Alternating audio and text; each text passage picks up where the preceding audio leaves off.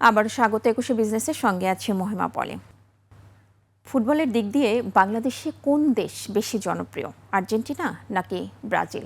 তবে বাংলাদেশের সঙ্গে ব্যবসা বাণিজ্যের দিক থেকে আর্জেন্টিনার চেয়ে অনেকটাই এগিয়ে ব্রাজিল। আর্জেন্টিনার চেয়ে ব্রাজিলে বাংলাদেশের পণ্য রপ্তানি 8 গুণের বেশি। তবে বাংলাদেশের পণ্য রপ্তানির প্রবৃদ্ধির দিক থেকে আর্জেন্টিনা এগিয়ে রয়েছে। রপ্তানি উন্নয়ন ব্যুরো ইপিবির তথ্য অনুসারে গত 5 বছরে ব্রাজিলে বাংলাদেশের পণ্য রপ্তানি বেড়েছে প্রায় 113% বা দ্বিগুণেরও বেশি। তার বিপরীতে আর্জেন্টিনায় রপ্তানি বৃদ্ধির হার ছিল 3.25 গুণ বা 215%। মূলত তৈরি পোশাক, কাঁচা পাট ও পাট পণ্য, চামড়া ও চামড়াজাত পণ্য, ওষুধ শিল্পের মতো খাতের উপর ভর করেই লাতিন আমেরিকার এই দুই দেশের বাজারে নিজেদের শক্ত অবস্থান তৈরি করছে বাংলাদেশ। ইপিবির তথ্য অনুযায়ী 2024-25 অর্থবছরে বাংলাদেশ থেকে ব্রাজিল 18,73,00,000 মার্কিন ডলারের পণ্য আমদানি করেছিল। একই সময় আর্জেন্টিনা আমদানি করে মাত্র 2,16,00,000 অর্থাৎ বাণিজ্যের দিক থেকে আর্জেন্টিনার চেয়ে ব্রাজিল বাংলাদেশের জন্য সহায়ক। ব্রাজিলে বাংলাদেশের পণ্য রপ্তানি আরও বাড়ানোর সুযোগ রয়েছে।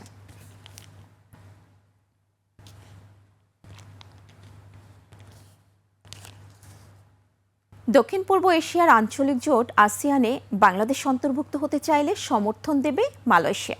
একই সঙ্গে তিস্তা প্রকল্পের সর্বোচ্চ সহায়তা করবে চীন। সম্ভাব্যতা যাচাইয়ের প্রক্রিয়া ত্বরান্বিত করতে একমত দুই দেশ। প্রধানমন্ত্রীর বিদেশ সফর শেষে সংবাদ সম্মেলনে এমন আশ্বাসের বার্তা দিয়েছেন পররাষ্ট্রমন্ত্রী ডক্টর খলিলুর রহমান। বিস্তারিত আকবর হোসেন সুমনের রিপোর্টে। প্রধানমন্ত্রী তারেক রহমানের মালয়েশিয়া সফরে সন্ত্রাসবাদ প্রতিরোধ এবং বিনিয়োগের দুটি নোট অফ ভার্বাল সই হয়েছে। এছাড়া 2027 সালের মধ্যে মুক্ত বাণিজ্য চুক্তি করতে দুই দেশ কাজ করবে বলে একমত হয়েছে। অন্যদিকে চীনের সঙ্গে বাংলাদেশের 8টি সমঝোতা ও 3টি চুক্তি সই হয়েছে। মোংলা বন্দর এবং চট্টগ্রামের আনোয়ারায় চীনের জন্য বিশেষ ইপিজেড নির্মাণেও চুক্তি হয়। একই সঙ্গে তিস্তা প্রকল্পে চীনের সহযোগিতায় সম্ভাব্যতা যাচাইয়ে দুই পক্ষ একমত হয়েছে। প্রধানমন্ত্রীর এই বিদেশ সফর পরবর্তী সংবাদ সম্মেলনে বিস্তারিত তুলে ধরেন পররাষ্ট্রমন্ত্রী ডক্টর খলিলুর রহমান। অন্তর্বর্তী সরকারের সময় সাবেক প্রধান উপদেষ্টার চীন সফরের চেয়েও প্রধানমন্ত্রীর চীন সফর অনেক বেশি ফলপ্রসূ হয়েছে বলে উল্লেখ করেন পররাষ্ট্রমন্ত্রী। মালয়েশিয়ায় শ্রমবাজার খোলার ইস্যুও প্রাধান্য পেয়েছে সফরে। চীনের যে অর্থনৈতিক অঞ্চল আছে বাংলাদেশে আমরা তৈরি করার সুযোগ দিয়েছি, সেখানে যদি কাঁচামাল বা পণ্য ইত্যাদি আমদানি রপ্তানি করতে পারি, সময় time to market and cost, খরচ অনেক কমে যাবে এবং আপনার কম্পারেটিভ অ্যাডভান্টেজ অনেক বাড়বে। সেই কারণে আপনি ইনভেস্টমেন্ট অনেক বেশি অ্যাট্রাক্ট করতে পারবেন। যে কোনো অবস্থায় বাংলাদেশের পাশে চায়না দাঁড়াবে, এই কথা কিন্তু আগে এইভাবে শুনিনি। রোহিঙ্গা সমস্যা নিরসনে চীনের শক্তিশালী সহযোগিতার প্রতিশ্রুতিও মিলেছে বলে জানান পররাষ্ট্রমন্ত্রী। চীন আমাদেরকে বলেছে যে তারা বাংলাদেশ এবং মায়ানমার দুই পক্ষকেই সাহায্য করবে যাতে দ্রুততার সঙ্গে এই সমস্যাটার সমাধান হয়। আমি বিশ্বাস করি আগামী দিনগুলিতে আমরা এই সমস্যার সমাধানের একটা পথ দেখতে পাবো। আপনারা মনে রাখবেন, আগের দুবার কিন্তু বিএনপি সরকার সমাধান করেছিল, এটা সবাই জানে, এবং আমরা যে সমাধান করব এটাও সবাই জানে। প্রধানমন্ত্রী তারেক রহমানের সফরের মাধ্যমে চীন বাংলাদেশ সম্পর্ক সর্বোচ্চ ধাপে পৌঁছেছে বলে মনে করেন পররাষ্ট্রমন্ত্রী। প্রথম হচ্ছে লেভেল, এটা অনেক উচ্চতায় যাচ্ছে, অনেক গভীরে যাচ্ছে, অনেক বিস্তৃত হচ্ছে। আকবর হোসেন সুমন, একুশে টেলিভিশন, ঢাকা। চীন ও মিয়ানমার করিডোরে বাংলাদেশ যুক্ত হলে 24 ঘন্টায় ট্রাকে করে বাংলাদেশ থেকে চীনে পণ্য পৌঁছানো যাবে বলে জানিয়েছেন বাণিজ্য, শিল্প এবং বস্ত্র ও পাট মন্ত্রী খন্দকার আব্দুল মোক্তাদির। সিলেট জেলা আইনজীবী সমিতির এক অনুষ্ঠান শেষে সাংবাদিকদের প্রশ্নের জবাবে একথা জানান মন্ত্রী। বলেন, আগামী দিনে দেশে চীনের বিপুল বিনিয়োগ দেখা যাবে। চীন ইতোমধ্যে আমাদের সব পণ্য শুল্কমুক্ত করে দিয়েছে।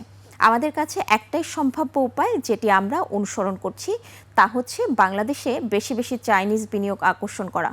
প্রধানমন্ত্রী তারেক রহমানের চীন সফরের মধ্য দিয়ে দ্বিপাক্ষিক ব্যবসা বাণিজ্য উন্নয়নে ব্যাপক সুযোগ তৈরি হয়েছে বলেও মনে করছেন বাণিজ্যমন্ত্রী।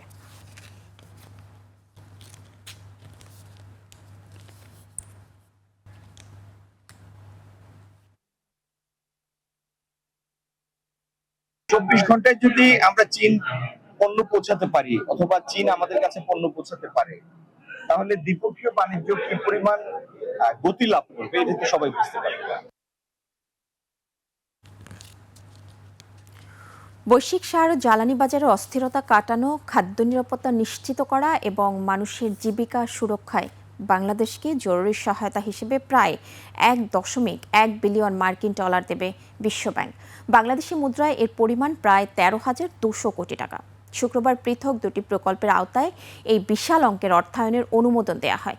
বিশ্বব্যাংকের ঢাকা কার্যালয়ের বিজ্ঞপ্তিতে জানানো হয়, মধ্যপ্রাচ্যের চলমান সংঘাতের কারণে বিশ্ববাজারে খাদ্য, সার ও জ্বালানির দাম বৃদ্ধি এবং সরবরাহে বড় ধরনের অস্থিরতা তৈরি হয়েছে। এর ফলে সীমিত আর্থিক সক্ষমতার কারণে বাংলাদেশের ক্ষুদ্র কৃষক, দরিদ্র ও ঝুঁকিপূর্ণ জনগোষ্ঠীর সবচেয়ে বেশি সংকটে পড়েছেন। এই ধাক্কা সামাল দিতেই এই বিশেষ ঋণ সহায়তার হাত বাড়িয়েছে সংস্থাটি।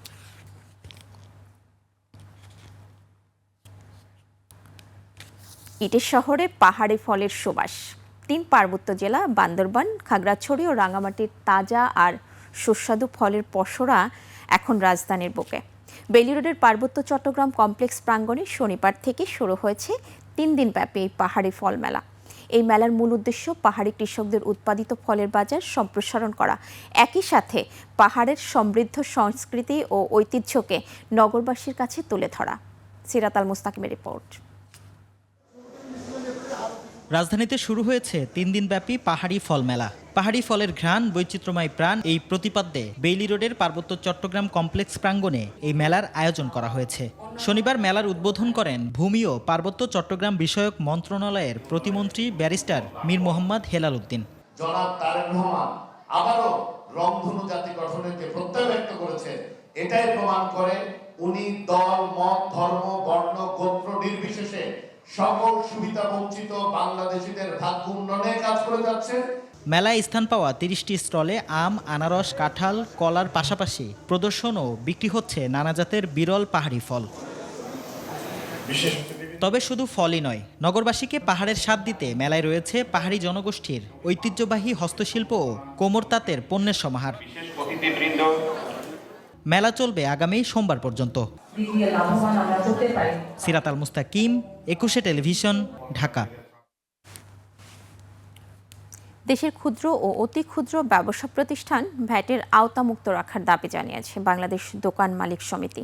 রাজধানীর মগবাজারে নিজস্ব কার্যালয়ে সংবাদ সম্মেলনে এ দাবি জানায় সংগঠনটি।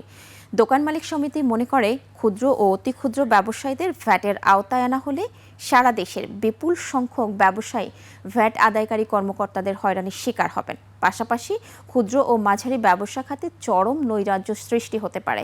বাজেট পাশ হওয়ার পর আগামী মাস থেকে মুদি দোকান, রেস্তোরাঁ সহ 16 ধরনের ব্যবসাকে মূল্য সংযোজন কর বা ভ্যাটের আওতায় আনার পরিকল্পনা নিয়েছে সরকার। সেই পরিপ্রেক্ষিতে দোকান মালিক সমিতি এ দাবি জানিয়েছে।